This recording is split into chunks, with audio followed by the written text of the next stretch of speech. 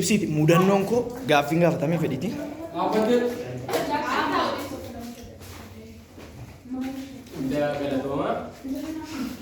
Sagalee. Interview Ayilaandii qabatanii malee daabboo qabatanii miti. Baay'ee gaaffii bareedaadha.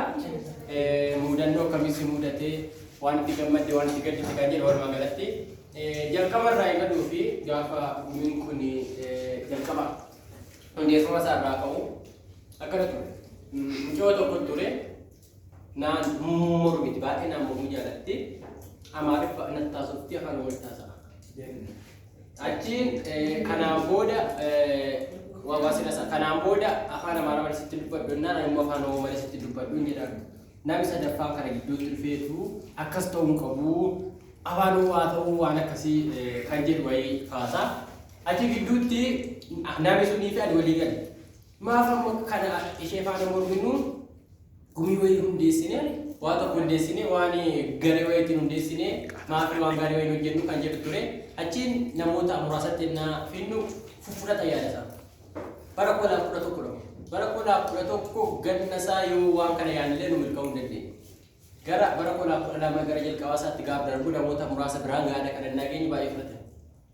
Achiin akka tasaa gaaftee yaadicha edda ture booda maaf marii eegalloonni marii eegallee marii kana keessatti namoota turan keessaa jalqabaas keessaa namoonni turan jijjiiruun lammii lammaa faatii miidhagsaa fayii eebbaa fayii turanii achiin marii kana irratti jalqaba namoota hirmaatan affeerraa fudhatanii keessaa Firaa'ol argaa hin jira. Firaa'oltu jira warra jalqabaa kaasee marii isaa hirmaataa ture keessaa. Marii kana irratti yaadannaa marii waan ajaa'iba dhufu jalqabe.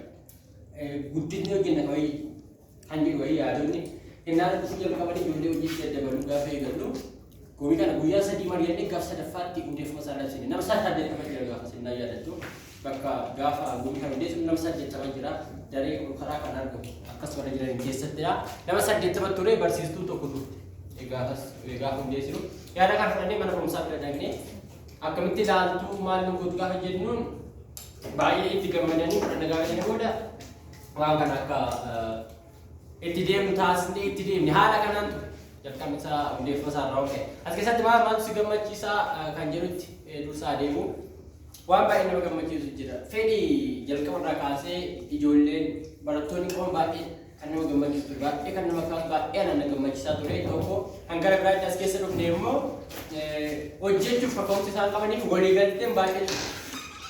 Dhugaa dubbachuuf taane waliigalteen ture baay'ee kan namatti toluu fi baay'ee gaarii ture hunda gammachiisaa. Kana malee hojii kennan namni ilaaleen itti hojjechaa ture baay'ee kan gammachiisu gaariidha.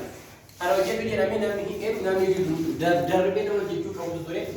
Gaafa gumiin kun bu'aa baay'ee ture.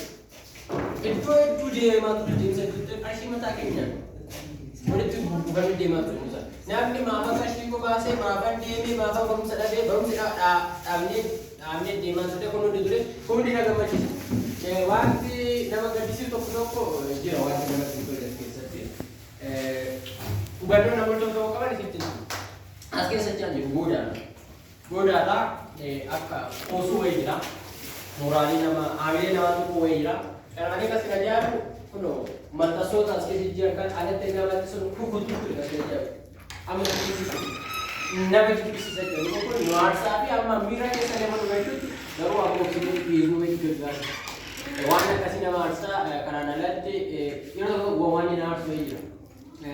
Haamilee walii kennuu baay'een ture. Hin jiru jechuudha. Uumama keenyadha. Gaafa haamilee walii kennuu keessa immoo kenninis immoo waan biraa jira. Gaafa baay'ee jettee gaarii hojjette nama hin jenne ana qofa jira gaafni immoo jedhu jira. Haamilee kennuu beeknu fudhachuus hin beeknu. Beekamtii walii kennuus hin beeknu. Yeroo tokko nama hojjettee hojjettee bareechitee waan gaarii gootee Jadi wajah jabatan itu kan terus nanti pada mana wajah jabatan sama kayak semua berada. Walau agaknya itu pun di tule kali juga mudah-mudahan.